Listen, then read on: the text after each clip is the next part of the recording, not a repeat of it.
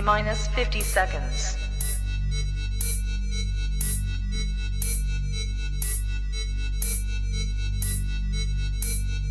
T minus 40 seconds.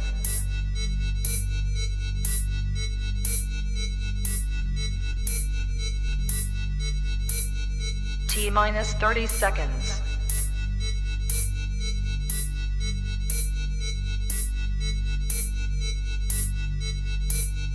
T minus 20 seconds.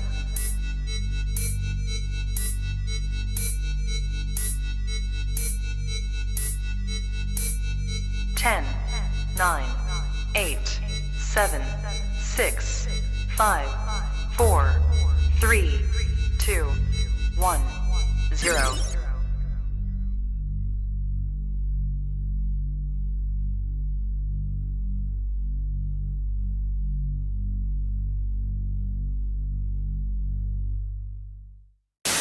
It's everyone's friend, it's Tyler. He's your only black friend, so he's your best black friend. No one is waiting for another black friend, because black friends are rare, as you should be aware. He smiles like Richard Pryor, so just sit and stare. It's everyone's friend, it's Tyler. It's everyone's friend, it's Tyler. It's everyone's friend, it's Tyler. Hey everybody, Tyler here. Today I have a special guest. Her name is Naria. She is from the Holy Humanist channel. So hi Naria, how are you doing? Hi Prince, I'm doing very well, thank you. How are you? I am fantastic. First and foremost, what do you think about the opening? I think it's so dope. Honestly, Prince, that just even your theme tune, it's gonna be stuck in my head now. So catchy. You smashed it. Oh my gosh, that is so cool. And also, by the it's so way, different. guys, if you want to see her, so by the way, guys, if you want to see her channel, go right here, the Holy Humanist, where she basically Prince, talks your about voice is echoing. I don't know why, a little bit. Oh, what now? Say something. Testing. 1, 2, 3. Still a little bit of an echo. What about now? Yeah, still. Oh my God! What's the microphone right now? Okay, what about right now? Now, can you hear me? No, it's crackling with an echo. Oh gosh. Oh my God! Hold on. Let me try to switch the microphone for 1 second. Okay, yeah, no worries. Let me see. Adrian enjoyed your intro. What about now? Oh, I think that might be better. Say something again. What about now? Yeah, that's better. Okay, so anyway, I don't know what happened for like a second there, but I had to switch the microphones to my computer microphone because I was using my external microphone for 1 second there. Okay, no worries. But anyway, this is her channel right here. This is the Holy Humanist channel. She talks about ex-Muslim content, and so I recommend everybody to go to her channel. But so today's topic is going to be about free speech, largely because it's really much inspired by what happening in the United Kingdom. And so basically one event that happened more recently it was like a bunch of students that went to a high school and they basically dropped the Quran and the whole controversy just centered from there. So I guess you can go first about the details about this particular incident. Yeah, sure. So basically, this was the incident happened in Yorkshire in a school called Kettlethorpe School, I believe. But yeah, Kettlethorpe High School, yeah. And essentially involved like an autistic child who had bought the Quran to the school after a bet, like from losing a video game or something. And allegedly, the week before, he had bought a Bible as well. So in that process with him bringing the Quran to school, apparently the cover of the Quran got destroyed and it was a bit scuffed.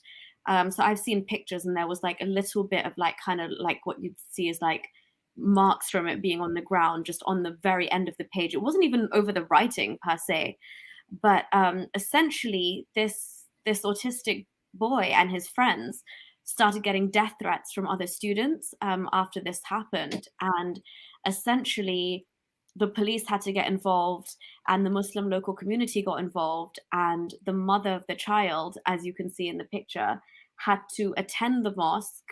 She wore hijab. She met with the local Muslim council there and the police, and she basically apologized for her son's quote unquote like disgusting, silly behavior, even though he is an autistic child.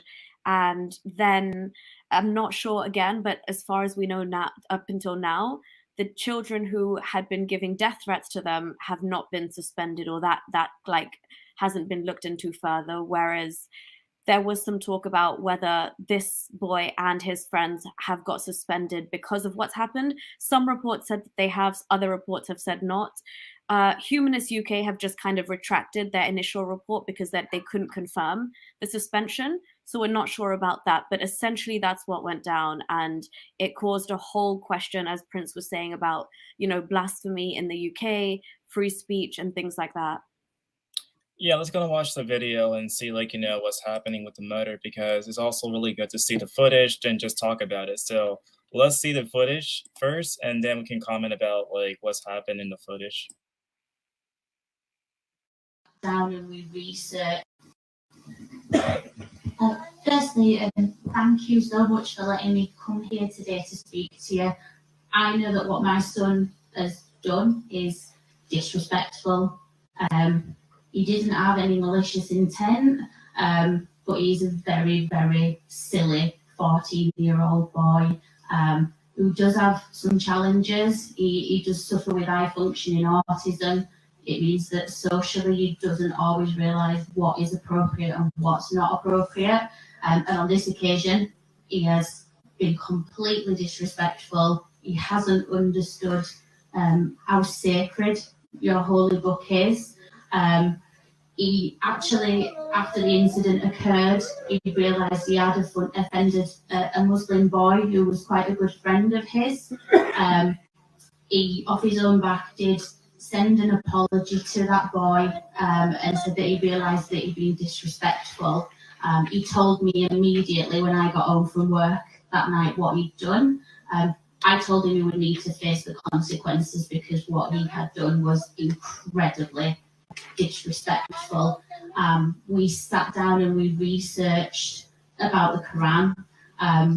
We learned obviously that it is a very, very sacred text, that you must wash your hands before you touch the Quran. It must be kept high. You can't just read from the Quran as some of his friends have done. And he realised at that point how massive this was. He is utterly mortified. He's very, very apologetic. He's very remorseful. He hasn't eaten since Wednesday afternoon when this occurred because with his autism, it's put his anxiety to a level where he is beside himself. He's very, very sorry. He was quite happy to come here today and tell you how sorry he was. And he's asked me to say that it's not just me apologising for what he's done. He wants to apologise for what he's done to each and every one of you. We have had to call the police. He has received death threats. He has received threats that he will be beaten up if he goes back to school. He's absolutely petrified. But I don't want anybody to be prosecuted because of the stupidity of my son and his friends. I just want to comment right here. That is, I find it interesting that the woman, the mother of the child, is saying that she's not going to use persecution against the death threats. Because if I remember correctly, according to the details of the story, because of course, the Quran was scrubbed, that's why the police were involved in the first place.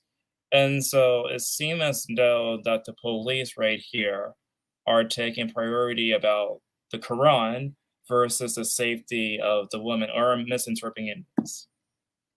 No, you've got it 100% correct, Prince. The police were like complicit in saying to the local Muslim council or community there that we're going to investigate as soon as they got involved, because like this should be purely and only a school matter that should be like resolved within the school itself. That's not, it's got no affiliation with the religious Muslim community, but them airing their grievances. I mean, there were allegations in the beginning that the Quran had been burnt, and then they had to clarify and say, no, it hadn't been burnt.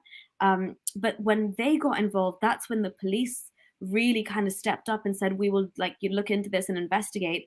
And then just the location of where this was done, the fact that the mother had to go to a mosque and the police again were complicit in that and did not say or did not arrange a more neutral venue. So the mother's already conceded. She's wearing hijab, she's apologizing, she's talking about where the Quran should be placed in a house and the rituals of what you need to do before you kind of read the Quran or touch the Quran. I mean, that's not something that she's expected to know, let alone her autistic child, you know? Mm-hmm. There's also like another video I want to show, because this one is also, I guess you can say, in relationship to the mother, because there was also statements coming directly from other people. So here we go. It's like from the high school teacher. It's going to be right here. And we can just also play the audio from this.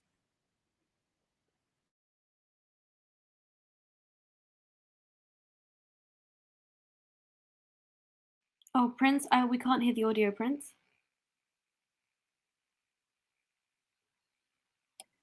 I'm sorry? Oh, we couldn't hear the audio if you were playing it.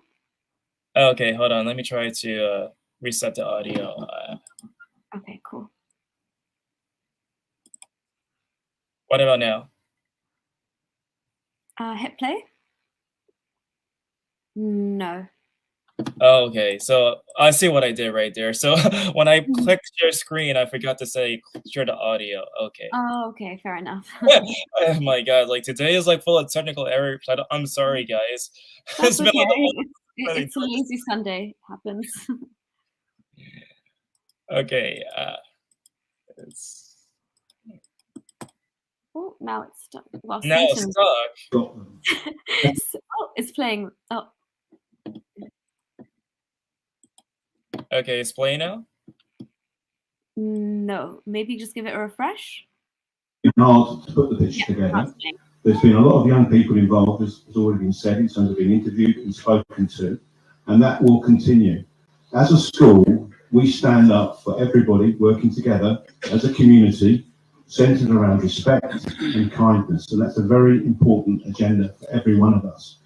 I've been proud to be head teacher at Wakefield High School for 16 years, and before that I was a deputy head teacher and a classroom teacher since 1993. Today, as I said, has been a challenge, and I have to say that I feel that we've worked very hard as a community, with everybody getting involved, to make sure, one, that we understand what's gone on, because that's very, very important, and two, to make sure that people are kept safe and secure, and that things do not escalate and become more challenging and difficult.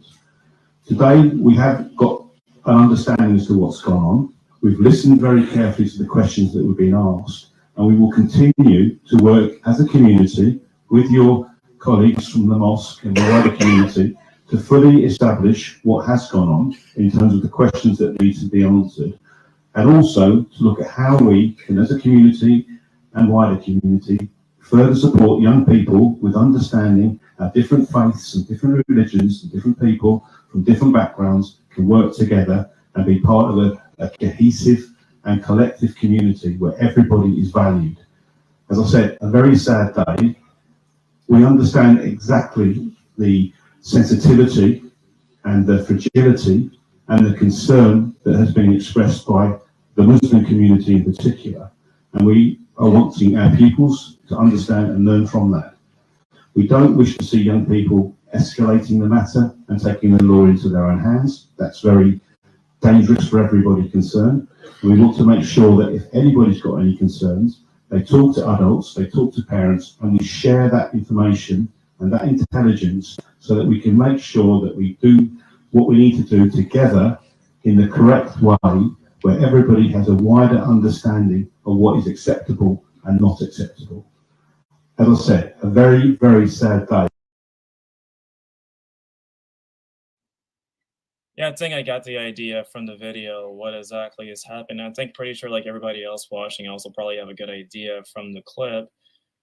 But I think you're probably more of an expert when it comes down to law because you study law.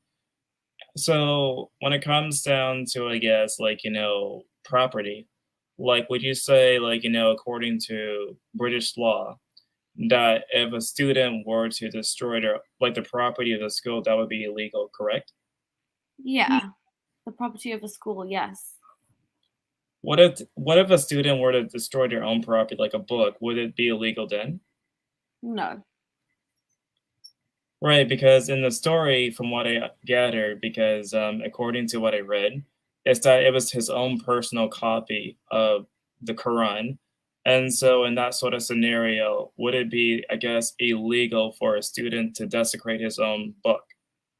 No, and also the fact that I mean, somebody in the comments said it very well, like Death Star has said, sad because obviously the head teacher was saying it's a sad day. He repeated that twice, but sad day, lol, a book was dropped, and as you're saying, like from our understanding, what we gauged, it's his own. Personal possession, but you also have to remember this child is not just also like a child that you would consider to think almost always rationally and reasonably according to like a reasonable human being of their age because of the autism. I don't know where on the spectrum he is, but that already allows for so much more leeway in terms of understanding his actions. And as the school even came to the conclusion that there was no malintent, once there's no malintent established, there's not really anything left to say there. But the police still noted this down as like a hate incident. Obviously, it's like not going to be further action, but the fact that, and it's not like considered criminal, but the fact that they still had to note that down, Prince, to kind of pander to the Muslim reaction. The head teacher is saying we need to make more of an understanding between, how people's faiths and how to respect them. If anything, he should be standing shoulder to shoulder with that pupil and the mother. Right. It's like a big, humongous, you can say, debate about, like, what is exactly free speech and what exactly would be like the limitations when it comes down to free speech. Because, like, in my country, we have, of course, the First Amendment, which basically guarantees a person's right to say whatever. And more recently, there was also like the Supreme Court case where they also stated that hate speech is also free speech.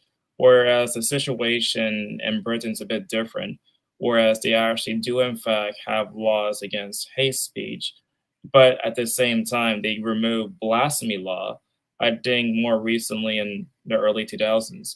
And so would you say, like, what would you consider to be hate speech? Because I would say that's like a good starting point for why, people would say like, this is not acceptable or whatever. Yeah, I'd say I guess like in the context here, Hmm. we've got like the Equality Act, and the Equality Act ensures that everybody is like protected under, certain characteristics are protected. They're called protected characteristics, which are like, your race, your gender, your age, your ethnicity, disabilities, and your religion. So basically, the way I think about hate speech is that there's any kind of speech that targets any one of those protected characteristics. But again, when we say religion in that, it's like it's not, the UK does not have anything that would bar you from attacking the ideology that is the religion, because through like common law here, we have the right to free speech.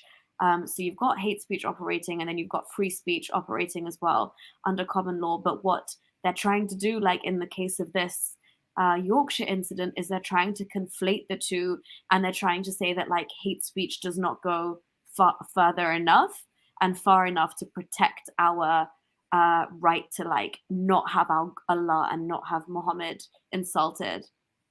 Yeah, this is not the first time I've seen something like this happening over there, because there's like a lot of different instances I could probably think of right now where I guess you can say hard conversation about what is free speech and what is not free speech tend to happen in, I guess, in this sort of discourse.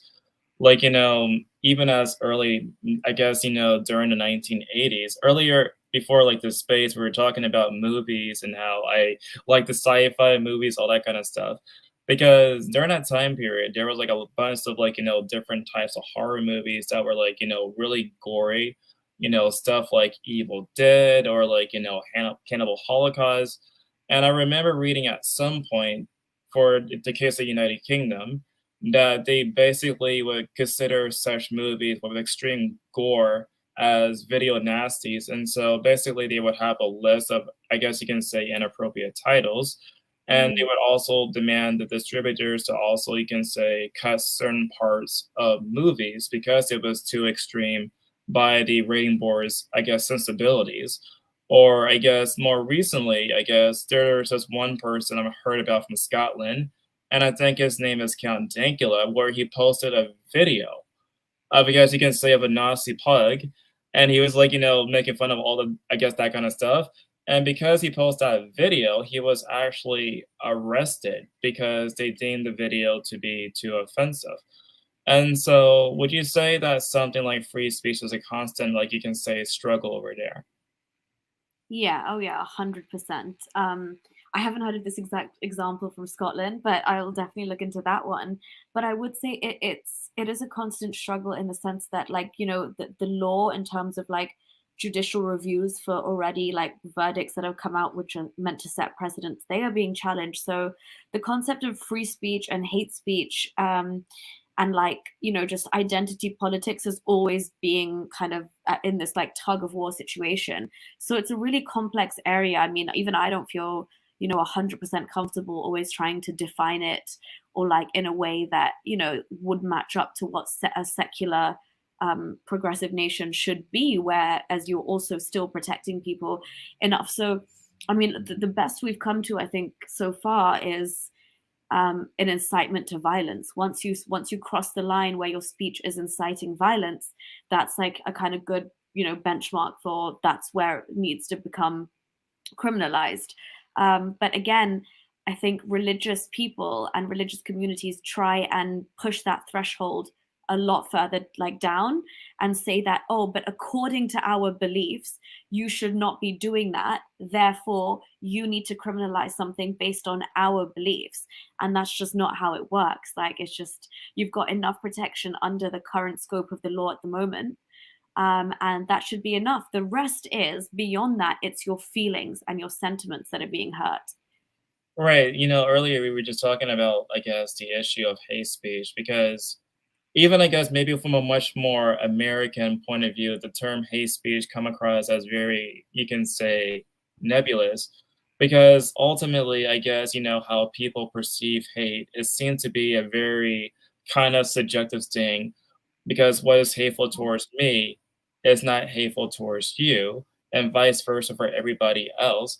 And so, like, for your case, when you criticize Islam, because you were experienced of an ex-Muslim, I don't really see, like, for example, you criticizing Islam as a form of hate speech. Meanwhile, if like a Muslim would like to watch your video and see how you criticized their ideas, they will consider it to be hate speech. So it's like, I would say, like, that's kind of what's the main concern for me. It's like, the term hate speech could be meaning basically anything, I guess, for anybody defining what it is. Yeah, 100%. Like you said, right? It's so subjective. And again, that's where I think that it's important for like activists like yourself and myself, from the very first like video, I think, just explaining that, hey, look, critiquing an ideology is not the same as critiquing its followers. And I feel like, I have to say that ad nauseum, especially when it comes to like certain groups of people. But that's where I do think like it is at that point, it's your emotions and your defenses and your defense mechanism kicking in, because everything you've been told about, for example, Muhammad being the most perfect human being, I am coming here and completely like throwing that out of the water and presenting such a negative image. Naturally, your defense mechanisms would kick in, but that doesn't take away from whether what I'm saying is true or not, or factual according to their own history. So that bit is emotional. And in that sense, that's where my freedom of speech kicks in, and not your hate speech, because we've not met the threshold of violence being, in fact, your religion meets the threshold of hate speech. The Quran meets the threshold of hate speech, if anything. Right. There was also a similar story that happened prior to this one because it was another story. I think it was about a teacher. He was Oh, doing some sort of class about blasphemy. free speech, actually. Free speech? Yeah, yeah, he was doing a class about free speech in an open society. How ironic. Yeah, so basically he was doing a class about free speech, and I think in the details that I read that he told the students in advance that you will might see some offensive images before they showcase, I think, what was it, a drawing of Muhammad, if I'm not mistaken? Yeah, it was Mohammed on a mug. Yeah, Yeah. yeah, Muhammad on the mug.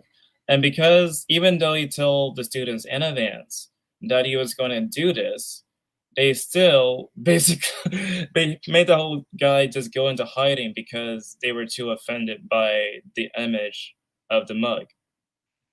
Yeah, I mean, Prince, because I keep checking up on his story like every few months, just to see, if like the UK has corrected itself or if they've learned something from that. But the last I checked, it turns out that he's still in hiding. He's been moved to like one of the furthest corners of the country and he's been given a new identity.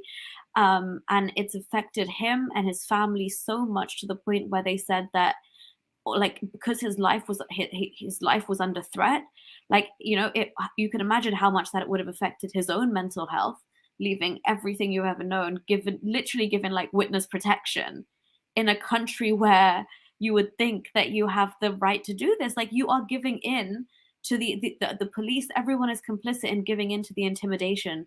That's why I'm really actually grateful that, not that I like her in most departments, but Suella Braverman actually came out and took a harsh stance in the UK and said that we don't have blasphemy laws in the UK, and that's the first pushback I've seen in a long time.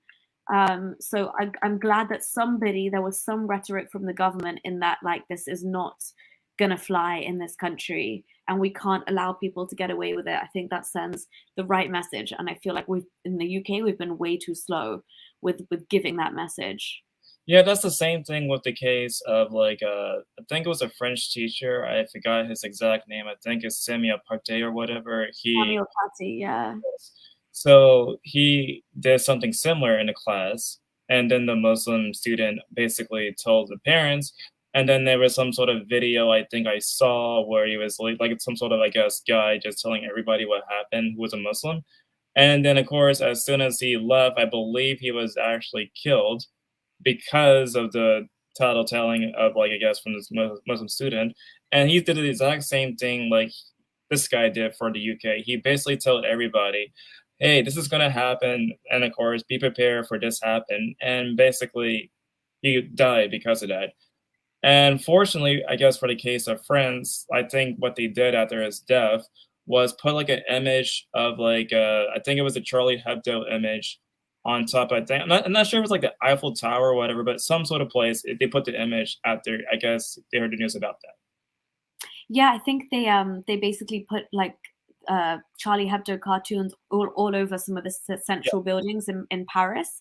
Again, just to show a sign that, hey, like if you're going to start beheading teachers in broad daylight for teaching something as trivial as freedom of speech or Islam or showing cartoons, then we're gonna push back, because once you give them an inch, Prince, they will take a mile. You have to kind of, at some level, it is like a state of war with their ideology, because it is just laying low until you get enough power. But the infiltration in the school, like, it's not even in England, it's not just with when a teacher messes up and they show Muhammad like in cartoon form or something, even after, as you said, I didn't even know that. I didn't know that they had even pre-warned the children that you're going to be seeing this, so be prepared. That's wild, if they've even had to get like consent forms signed or anything. But I mean, the fact that if you're that offended, keep your child at home that day from school. It's the same thing that happened over here because I think it was some sort of university teacher who was teaching about art.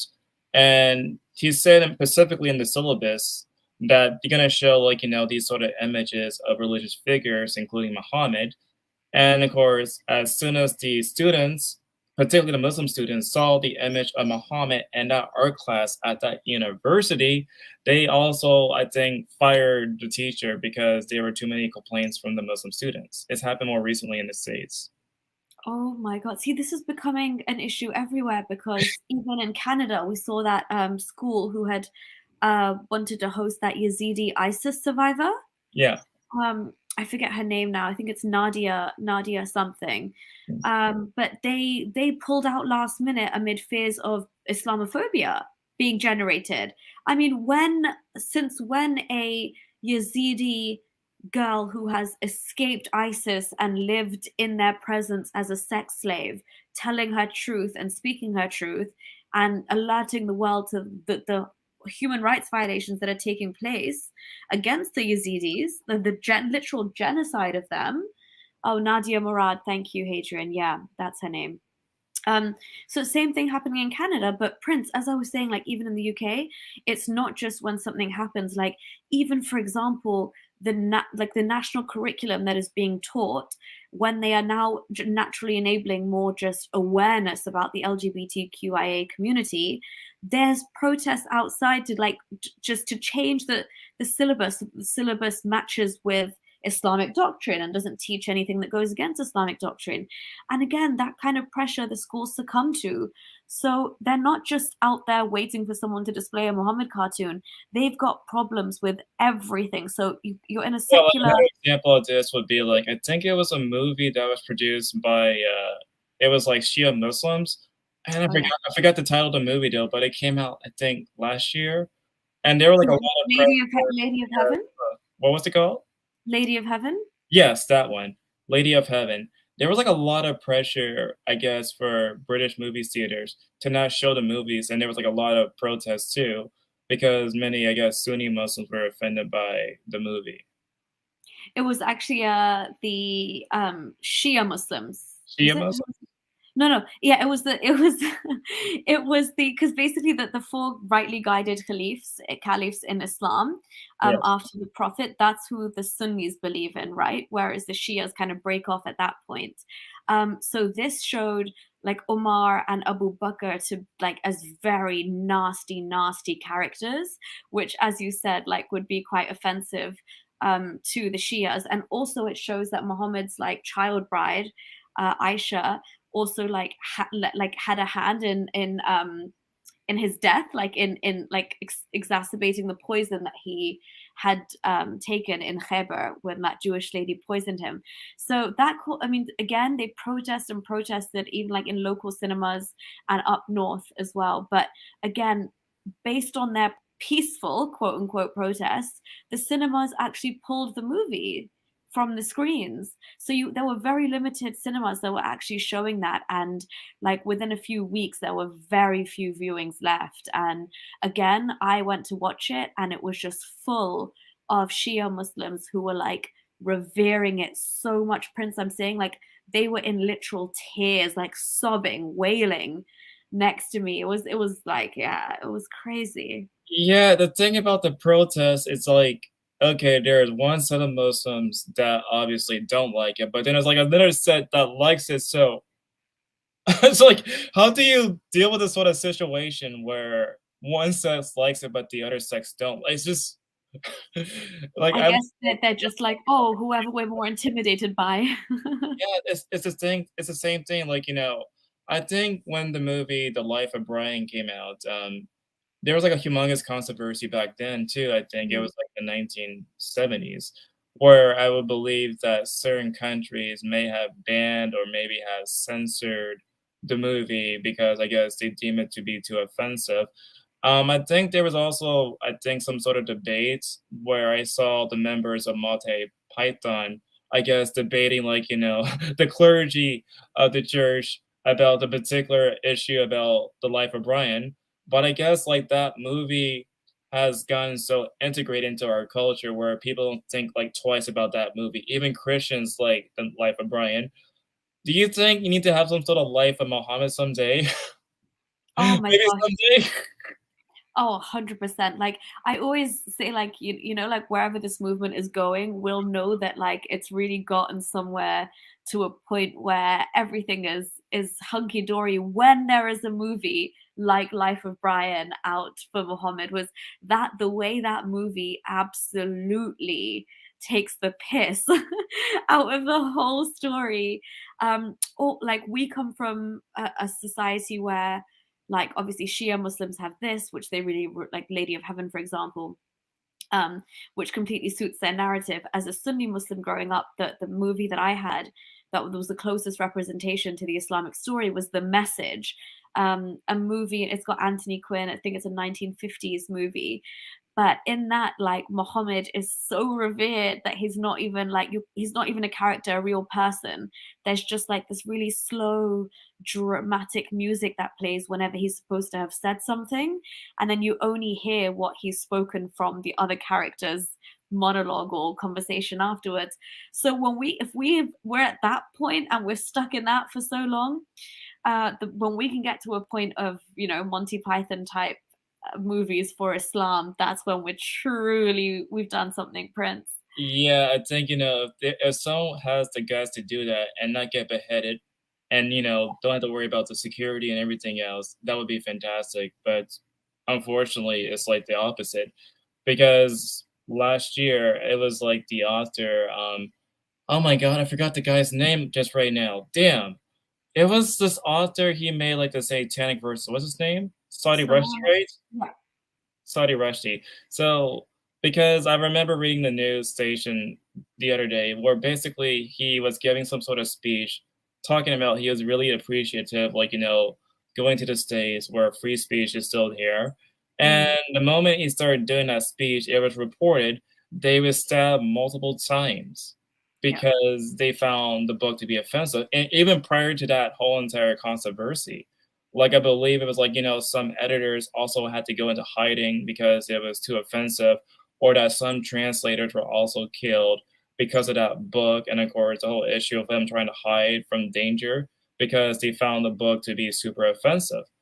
But in reality, if I remember correctly, the whole issue about the satanic verses is actually based upon a true historical event that Muhammad had done when he was like, you know, asking people to write down the words from the Quran. Yeah, 100%. He's just fictionalized a story that actually appears in Islamic history, according to, you know, Islamic sources themselves. I think I've done a video on it called "The Real Satanic Verses" or something like that. But it does relate to the Gharaniq incident in the history of Islam, where Muhammad accidentally says that you can ask the daughters of Allah, Allat, Al-Manat, and Al-Uzza, three of them, for intercession. So he was basically appealing to the needs and wants of the polytheists, like his former religion, the pagan religion. And then later, when he gets called out for it, he's like, "Oh no, that was Satan. He put those words on my tongue." And then Allah soon like removed them, and he corrected the, you know, the falsehood from the truth and gave you truth. So that's embarrassing anyway, because that shows up in the Quran itself. But he's fictionalized that. Yes, he's used names and incidents which are remarkably similar, but again, he produced that by being in the UK, in a country where you're allowed to put out fictional books, no matter how closely they resemble reality. But since even those, like since 30 years ago, when that whole fiasco happened in the UK, it's when, you know, you really saw like a turning point of Islamism grow in the UK, because they were actually fuming to the point where, you know, people were calling for the book to be burned and called back, and, you know, his life was under threat. And then there was a documentary done like 30 years later, Prince, because obviously I wasn't around when that incident happened, but I've kind of grown up and come into a like a cultural landscape where this is all part and parcel of what's happening around me. So now 30 years on, they did a documentary, and those same sentiments were shown by people around the UK who nothing has changed in all of those years. If anything, it's got worse. So much so that we've seen that even when Salman Rushdie was giving a talk somewhere in America at some retreat type thing, he was attacked. So Oh, now you call her princess now. Oh wow, Oh, princess. princess, you're the princess. Okay. I'll take that. Thank you. Yeah, yeah, um, it's like, really crazy too, because I also remember reading at some point during the controversy that besides, of course, the whole issue about the translators or people going to hiding or getting killed over that book, was that also they basically just destroyed like a lot of buildings too. They were like really, really upset, and of course the fatwa against the authors. Crazy. But like the thing about it though is that many people they see criticizing a religion, I guess like Islam for this case, it's the same thing as being a racist.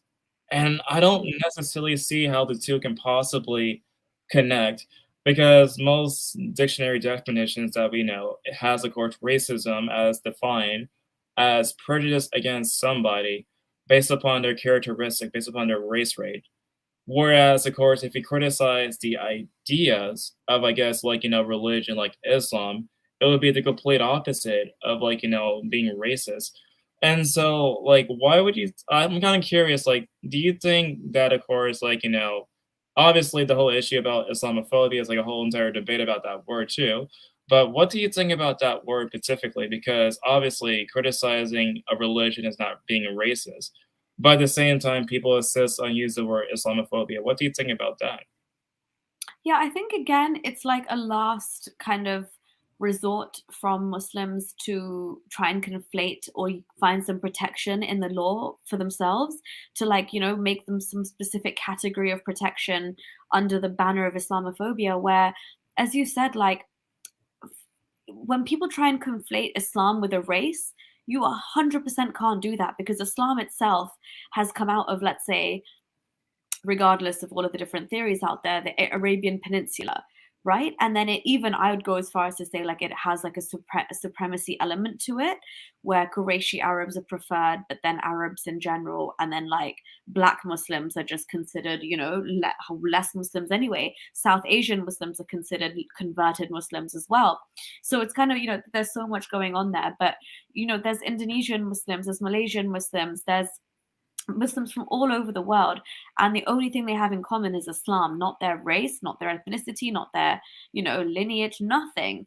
So I just think it's trying to muddle the waters and trying to stop you from giving the ideology of Islam any real criticism by hiding by something so sensitive like racism, which they know that nobody today wants to be called a racist, right? So they've made Islamophobia as like dirty of a word that people have gotten so scared for calling out Islam that they'll just be labeled bigoted or racist or Islamophobic, and that those are like words that would get you cancelled nowadays.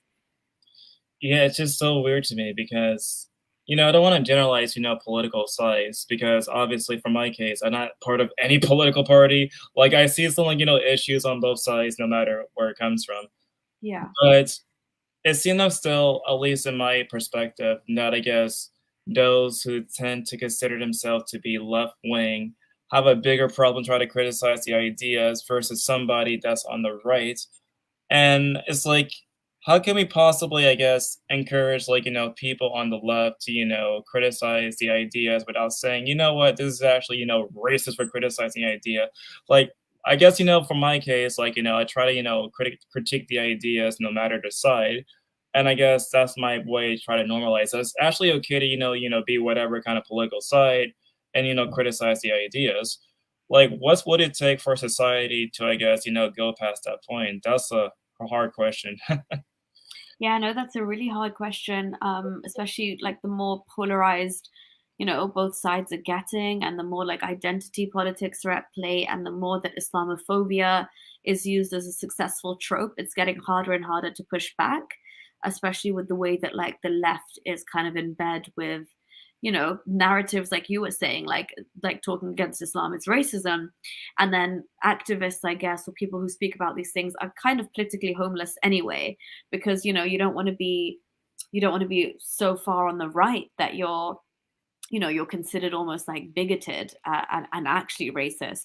And then you also don't want to be on the left. But I would say like there's going to come a point. I try not to kind of push either side to understand. I'm just kind of on the straight and narrow doing our own thing, I think. But I think the left are going to have like a harsh wake up call anyway themselves when this, like, I think Haris Sultan calls it an unholy alliance, which I really like that term for this, because the second that Islamist or Islam actually comes into power, or these people start getting into positions of government and then not pushing, let's say, progressive LGBTQ plus policies or things like that, that's when they're going to realize, oh shit, who were we backing this entire time?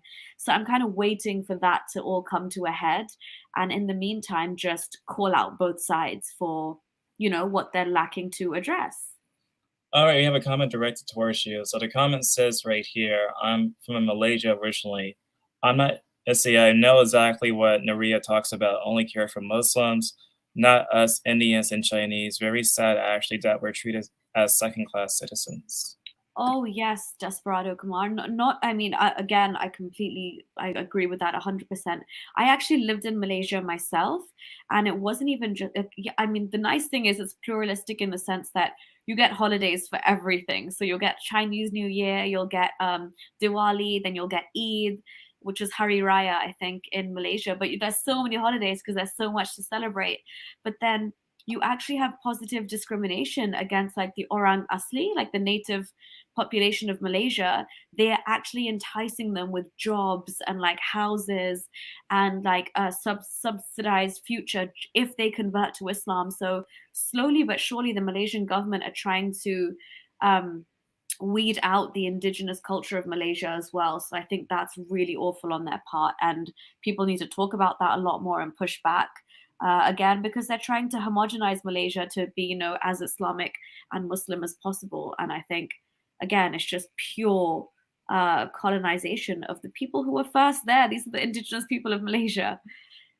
Yeah, the thing about it, though, is like, and I guess you were talking earlier about how basically there are different populations of people of different backgrounds that are Muslims, but not many people really just think about why exactly their Pacific country is majority Muslim. Like we were talking earlier, I think in your other live stream about how basically Muslims force themselves to like Africa and of course try to convert people that way. But also I don't think not enough people know about, I guess, the forced conversions of like, people to become Muslims. And of course, not just in Arabia, but also in Malaysia and also in India, where they also start to, conquer people. And it's like the same thing with like, the case of Europe, where they also colonized like most of Spain before they start fighting back through the Crusades. I guess maybe when you're so entrenched into that culture, that many people don't really think twice about why exactly they're this particular religious demographic. And I guess, for questioning something like Islam, it could be really scary, I guess, with your surroundings and the culture around you.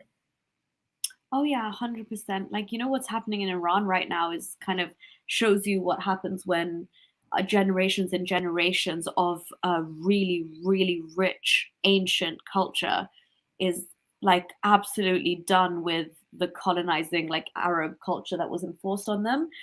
So this, I feel like what's happening in Iran is just like it's a tug of war from a very, very long time ago, because they're a very proud people with a very proud ancient culture themselves.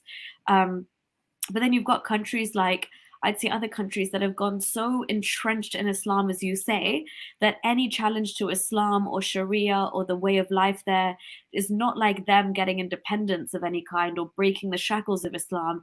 That would actually be like an attack on their culture, because it's just seeped into their culture so much. And again, like you see variations. So like a Muslim practicing Islam in Egypt, again, where Islam was taken there by the sword, but a Muslim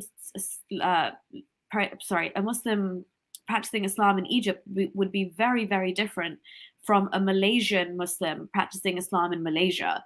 The way they celebrate Eid would be hella different. The way they do everything would be different, because at some level it's like integrated with their culture.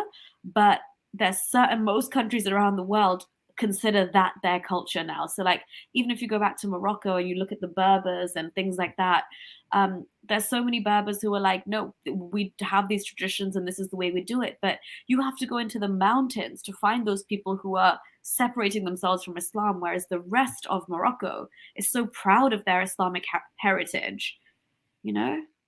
Yeah, it's also interesting because also earlier in the conversation, you mentioned how, of course, basically the police were involved in this incident. Of course, the family got pressure and the mom had to veil. I'm not sure, like, that's actually the correct response. Like, I don't understand. I mean, of course, I understand that you're afraid of, like, the safety of your child. Of course, any parent should be afraid about their safety, about something like this happening. But at the same time, I don't understand, like, what's the purpose to put on the veil? I guess maybe to just show some type of respect. But I guess the way I kind of interpret it is like if you give them an inch, you get a mile. And so when you put on like a veil, I guess in front of like, Muslims and, say, I'm sorry, I'm sorry, I'm sorry. I would think, I mean, it's one thing to say I'm sorry in front of them, but like another thing to just put on a veil. That's a bit too extra to me. I know. I mean, I thought the same thing. I was like, oh my gosh, I had to do a double take. I was like, is she covering her head? Um, but I think you're right. Like again, it comes from a place of respect. I mean, I've seen women in England do that all the time when they go to a mosque. It's almost instinctive. Like they know that that's just something they have to do. They're so fearful of being racist or not sensitive enough or not understanding enough of the other. Is all about like the way that a lot of Muslims here have propped up this like victim blaming culture, about how much hate crime is done against us and nobody understands us and our reasons for doing things.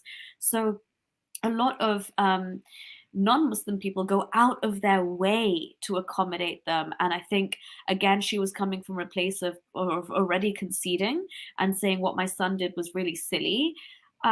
Even though he's a 14-year-old boy, 14-year-old boys are hella naughty. Like, who isn't at that age? And then he's also autistic, so he doesn't even understand the severity, quote unquote, of his actions. Yeah, would you say, like, I guess prior to this incident, like, were there any cases of people being outraged for, like, I guess, desecrating the Bible, for example? Not to my knowledge, not here. No, in the UK, we're very easy with taking the mick out of Christianity and Jesus and that kind of thing. We've really got used comfortable with that. It's like, yeah, if it's just like, no, it's like so strange. So basically, like, again, I'm not saying it's a bad thing that, of course, people can take the mickey out of like Christianity and do whatever they want to the Bible, because I think that ultimately, if they want to do whatever they want with their property, they have that right. And so if somebody wants to, illustrate in their Bible, use a marker or desecrate it, or I guess put it in flames, we'll do whatever. I don't necessarily care that much. But it's like, I guess it's like, the sort of, question of attitudes and a simulation, I guess you can say, because obviously, when you have people, I guess you can say, coming from neighboring countries and they have the same sort of values, it's kind of easier for people to just integrate into that society. And so I'm kind of curious, like, what do you think that, I guess, maybe some Muslims, not all, but I guess some Muslims have a hard time integrating into British societies for something like this? Is it because, I guess, maybe the lack of, like, culture exposure, or they raised a certain way? Like, what do you think that's the case right now? Are you talking about immigrants who come here, like Yeah, when they're older? Okay. yeah. Um, so yeah, I think a lot of them, yeah, again, it's the countries that they come from. They're very, very conservative countries usually, especially if they're Muslim Islamic countries. The separation of the sexes is quite normal, or like you don't really see that many women in public spaces and spheres that often. But also in England, we have a massive problem of kind of birds of a feather flock together. So there's like a ghettoization of certain areas which have effectively become no-go zones, where some of them have like parallel Sharia court systems where you can go and approach a Sharia council before English law if you wanted to. So again, it's more just like You're surrounded by a little community that has all halal shops. You go to your local mosque, you're surrounded by those same people. There's not a pub near you in sight. You don't really mix with other people, other nationalities. You very much keep yourselves to yourselves, and it's no different from you kind of being in your home country or not that far away from it.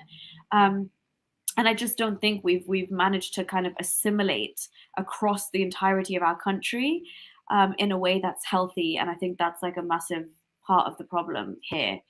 So here's my friend Ernest right here. Ernest is actually part of the Church of England, actually, but he lives in Canada. Oh. He says right here, as a theology student, I can say that the number of people who highlight or mark their Bible is higher than you think. Okay. And this comment from Death Star also says they've been here for 100 years. I'm not sure how true is that. I can't fact check it. Yeah, but like Death Star is also saying like marry your cousins, etc. That's kind of the thing that they also bring with them from like especially British Pakistanis from back home. Like it's very normal.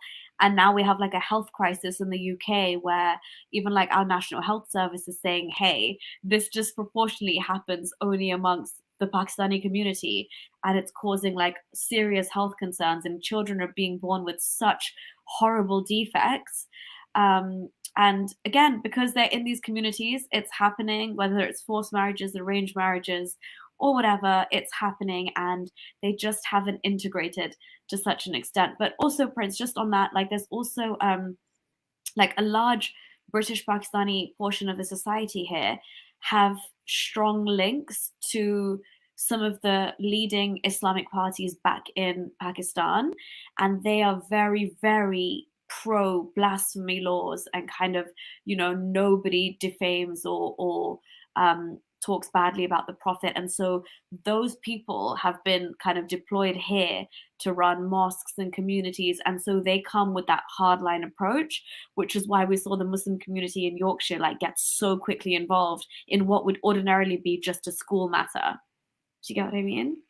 Yeah. Yeah. Also, getting back to your comment about the cousin marriages, because I know that there's actually a passage that does in fact sanction the idea of like the cousin marriages.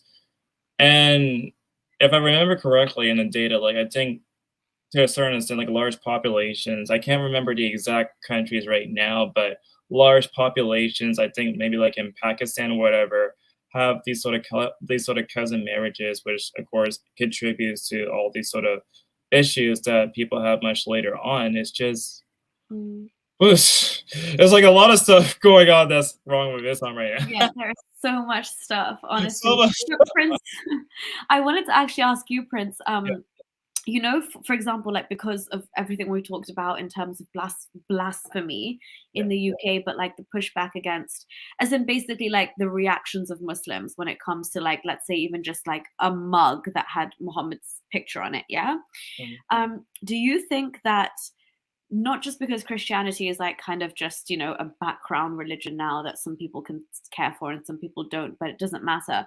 But do you think because is there anything, or because there is nothing in the Christian scripture per se that says, you know, you may not like depict Jesus, or you may not like draw anything, or you may not try and mock God's creation? Because in Islam, like drawing or like photography in a way, or like capturing a human image or trying to recreate God's image is all forbidden. And then if you put that on to God's last messenger, i.e. God himself, according to what me and you know, it becomes like, that's why I can understand Muslims like raging emotions. But do you think that's why people don't worry too much about Jesus? The thing about it, though, like, there's nothing in the Bible that I remember anyway that specifically says that if you draw a cartoon, you must kill that person. There's no such thing. Not even in the Old Testament or even in the New Testament, there is no such thing. But one of the commandments that they prescribed to Moses during the, like, you know, for the book of Exodus. So basically what happened was, of course, like Moses basically had to free the slaves. And of course, God gives him a whole set of 10 commandments. And one of the commandments is thou shalt not make graven images. So technically speaking, it's not allowed for people to make graven images, but people don't really follows through that anyway.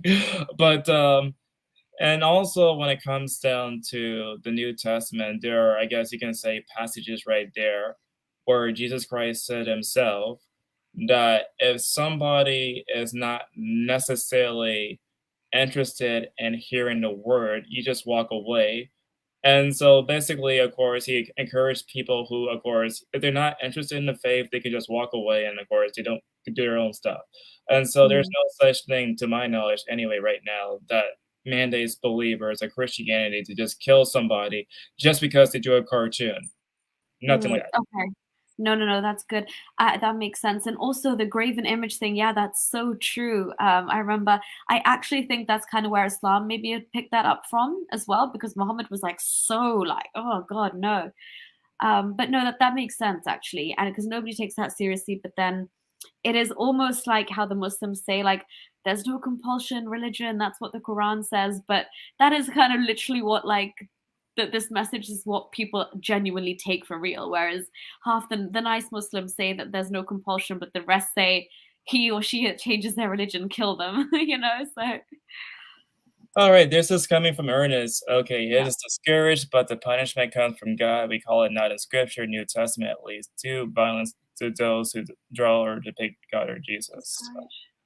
Yeah, oh, okay. So anybody that does depict or draw Jesus will just get punished in the next life, kind of thing. Yeah, Yeah. I think it's divine judgment. Okay, fair enough. Yeah, that's what I thought that what would happen with somebody that draws an image in Islam as well. Like, but the fact that now Muhammad is involved, it becomes literal blasphemy. I think. Yeah. Yeah, the Yeah. thing is though, like, for my case, I have not drawn a single image of Jesus. Even when I was a Christian and right now, I never drawn like a single image of Jesus. I have no reason Yeah, to. I've never drawn Muhammad either, and I mean I have plenty of reasons to, but yeah, it's not up on my list. Yeah, yeah. I think for your case, it'll be like, not as safe to draw Muhammad because it's already bad enough, I guess, being ex-Muslim in public. But then if you're ex-Muslim plus draw Muhammad, that's like a whole world, like a whole can of worms right there. Yeah, and like, but like Prince, we're making so much progress now because when you do search like Muhammad on Google, so many cartoons do come up, and I think it was like AP or I think it's AP. He's actually or was it sorry AP or Apostate Aladdin? One of them has started to do, or both maybe, have started to do animated series where like they are depicting the Sahaba and like the Muhammad and his companions basically. So again, that's a huge leap forward. We are that one step closer to a Monty Python of Islam one day. Yeah, I really, really hope so. It's just the whole thing, I guess, maybe to end all of this, I guess, for this space. It's been like an hour right now. I can't believe it's like an hour. Oh my God, an hour I it is. know. Time We can flies when both talk forever. I know, honestly. Yeah, but I guess maybe like a good note to end this on is probably, of course, free speech is the most important. And honestly, the stuff that you do is like, super brave, obviously. Like every time you go on a debate, I'm like thinking to myself, wait a second, what is Naria doing this time around? And honestly, it's like it takes like a lot of guts to do that because when you do the stuff that you do, I guess, in public and doing these type of debates, you're actually also speaking for the voiceless. And it's like, something that I also try to take into mind when I do the stuff that I do, because Mm. not many people are, I guess you can say, are fortunate to be in our position. There are still many people who are, I guess, like, non-believers who are persecuted in those countries. And I guess, with our privilege that we have in the West and the free speech opportunities that we do, we, of course, can, be the voice for the voiceless, if that makes any type of sense. It makes complete sense, Prince. And I think that's kind of what we hope to do. And we do what we do and we speak and, we use our spare time to like actually talk about these issues and investigate them some more. And like, I'm so grateful to you. Thank you again for all the work you do, but also for taking time out to do a stream on this topic because again it's not even it's across the pond from you, but it's just like it's testament to your work and like what you think about this stuff that's happening around the world and why we need to discuss certain matters, even if one or two people hear this and they just start to think differently, then we've done something right. So yeah, I just want to say kudos to everything you do, and thank you Yeah, for like everything you guys do over there also affects me here. And I think it's really important that people are more aware about international news. Everybody always pays attention to my country. We need to pay attention to other countries too. That way they can also have justice too. And I hope that the best for your country. Really, I do. Thank you, Prince, and you too. There's a lot going on there, but we'll talk about that soon. But all the best to you across the pond as well. We'll keep fighting the good fight, yeah? Yeah. All right. So please, everybody, check out Naria's channel. I have the link in the description down below. And also check out her debates on Modern Day Debates, where she talks to these sort of Muslim fundamentalists all the time. I'm just kind of curious, like, do you get ever tired from doing these kind of debates? Yeah, I mean, I'm not sure, like, if Daniel is a different breed entirely to debate, so I'm not sure after him if debates are very conducive to getting anywhere, or like it's more just kind of like a chest pumping type situation. But oh my gosh, yeah, I didn't even plan to get into debates. I kind of just rocked up in there. So I much prefer conversations that are healthier and more Socratic like this. But I'm not gonna lie, like, there is an element of fun to it. Yeah, and also, guys, for those who don't know, basically also what happened was that he censored her face on the thumbnail for the channel when he was live streaming the debate. And it's like the most like I said before, like on Twitter, it's like the most insulting thing I could possibly think of. Like, why would someone want to censor your face? Like, come on. Oh my gosh, you can't spread fitna and cause mischief in the land, Prince. That's why. But I forgot to say thank you so much to you for not censoring my face. You've restored my dignity after that debate. So thank you so much. So much respect, Prince. I feel human again. All right, take care, everybody.